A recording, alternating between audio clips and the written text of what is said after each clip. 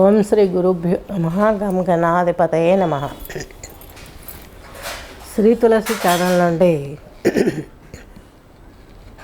శ్రీ తులసిని మాట్లాడుతున్నాను. ఈరోజు మనము 2026 మార్చి మొదటి పక్షం గురించి రాశి ఫలితాలు చెప్పుకోబోతున్నాం. అయితే ఇక్కడ మనకు వచ్చేసి యోగా, అస్ట్రాలజీ, ఆస్ట్రానమీకి సంబంధించిన రిజల్ట్. అంటే నేను చెప్పే ఆస్ట్రాలజీ ఆస్ట్రానమీతో పోలి ఉంటుంది. ఏ ఆర్గాన్లో ఏ గ్రహం ఉంది మీకు కొత్తగా అనిపించవచ్చు. శరీరం అంతా కూడాను ఈ యొక్క సృష్టిలో ఏవేవి ఉన్నాయో వాటిని అన్నింటినీ కలుపుకొని జీవనం పొందడం సాగింది. దీని గురించి మనం చెప్పుకుంటాం అన్నమాట. గ్రహాలు ఎక్కడ ఉన్నాయి, ఏ చక్రంలో ఉన్నాయి, ఏ గ్రహం ఇన్ఫ్యాక్ట్ ఏ చక్రం ద్వారా ఏ ఆర్గాన్ పైన పడుతుంది, ఇవన్నీ చెప్పుకుంటాం. అలాగే ఇంతటి వరకు కూడాను మనకు ఇప్పుడు సపరేట్గా చెప్పబోతున్నాను నేను ముందు ఛానల్లో టెంపుల్ వ్యవస్థ, మానవ దేహానికి ఉన్నటువంటి సంబంధం, అలాగే పురాణాలు, ఇతిహాసాలు ఇవి ఖచ్చితంగా చెప్పాలనుకుంటున్నాం. ఎందుకంటే మన తరాలకే చక్కగా తెలియట్లేదు. పురాణం అంటే ఏంటి, ఇతిహాసం అంటే ఏంటి, ఇవి రెండు దేహానికి ఎలా సంబంధించి ఉన్నాయి. ఖచ్చితంగా అవినాభావ సంబంధం ఉంది దేహానికి. యోగా ద్వారా అస్ట్రాలజీకి, మ్యూజిక్ థెరపీకి, షట్చక్రాలకి, గ్రహాలకి, మానవ దేహానికి కలిసినటువంటి స్టోరీసే ఇప్పుడు నేను చెప్పబోయే ఇతిహాసాలు, పురాణాలు. అదొక సబ్జెక్ట్ ఉందని మీకు చెప్తున్నాను.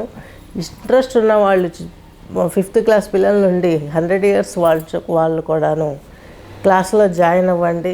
ఖచ్చితంగా మీకు ప్రతిదీ నేను ఎక్స్ప్లెయిన్ చేయగలుగుతాను. అలాగే నా ఆస్ట్రాలజీ వచ్చేసి ఆస్ట్రానమీకి సంబంధించి ఉంటుంది. సో యోగాలో దీనికి సంబంధించి గ్రహ సిస్టమ్ అంతా ఇలాగే ఉంటుంది కాబట్టి డిఫరెంట్ ఫలితాలు అనేటివి మీకు ఖచ్చితంగా మీకు జరిగేటివే జరుగుతాయి. ఖచ్చితంగా మీరు విని ఒకసారి పరిశీలించి మీరు తద్వారా ఆచరించి నలుగురికి చెప్పగలరని ఆశిస్తూ, నెక్స్ట్ వచ్చేసి తులారాశి, తులాలగ్నం తీసుకున్నట్లయితే తులారాశి, తులాలగ్నం వారికి ఈ యొక్క చిత్తా నక్షత్రం 2 పాదాలు, స్వాతి 4, విశాఖ నక్షత్రం 3 పాదాలు కలిపి ఈ యొక్క తులారాశి, తులాలగ్నం కిందికి వర్తిస్తుంది. వీరి జీవిత లక్షణం ఎలా ఉంటుందంటే తక్కడ గుర్తొస్తుంది. ఇక్కడ యాక్చువల్లీ ఇక్కడ మనకు గ్రహం వచ్చేసి ఈ యొక్క నెప్ట్యూన్ అంటే చిత్రగుప్తుడు చిట్టా రాస్తూ ఉంటాడు. మనం గర్భంలో పడినప్పటి నుంచి మన జీవితం మనం కూడా చిట్టాలో నుంచి బయటకు వచ్చింటాం. గత జన్మలో చేసిన పాపపుణ్యాల నుంచి ఈ జన్మలోకి వచ్చేసింటాం. అలాగే ఈయన ఈ యొక్క చిట్టా రాస్తూ ఉంటాడు.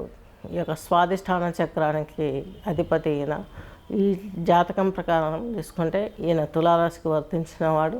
ఇక్కడ తక్కడ గుర్తుంటుంది. అస్ట్రాలజీ యోగా పరంగా తీసుకుంటే గర్భాశయానికి సంబంధించిన వాడు, స్వాధిష్టాన చక్రానికి సంబంధించిన వాడు, ఈ యొక్క రాశికి సంబంధించినటువంటి నెప్ట్యూన్ చిత్రగుప్తుడు.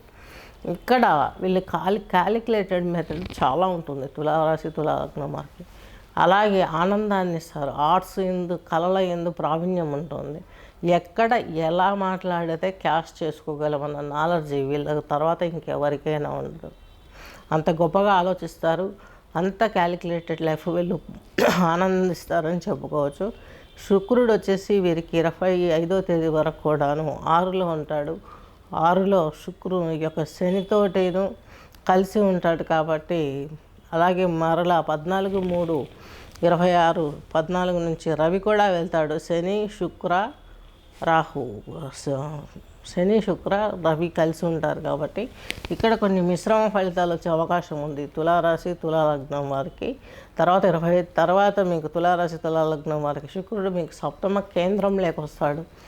ఎంత వచ్చినప్పటికీ కూడా కొంచెం ఇబ్బంది కలిగే విషయమే కనిపిస్తుంది.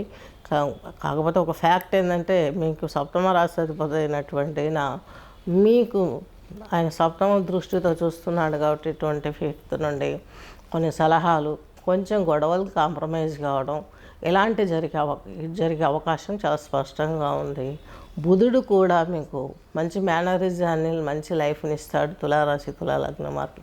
ఎందుకంటే ఈయన మీకు భాగ్యాధిపతి, అలాగే వ్యయాధిపతి. శ్రేయాప్ సౌఖ్యం దొరుకుతుంది. అలాగే 9th హౌస్లోకి వెళ్ళడం కంటే ఆధ్యాత్మిక చింతనను పెంచుతారు. అన్ని రకాలలో మీకు మంచి జరిగే అవకాశం చాలా స్పష్టంగా గోచరిస్తుంది. స్వస్తి.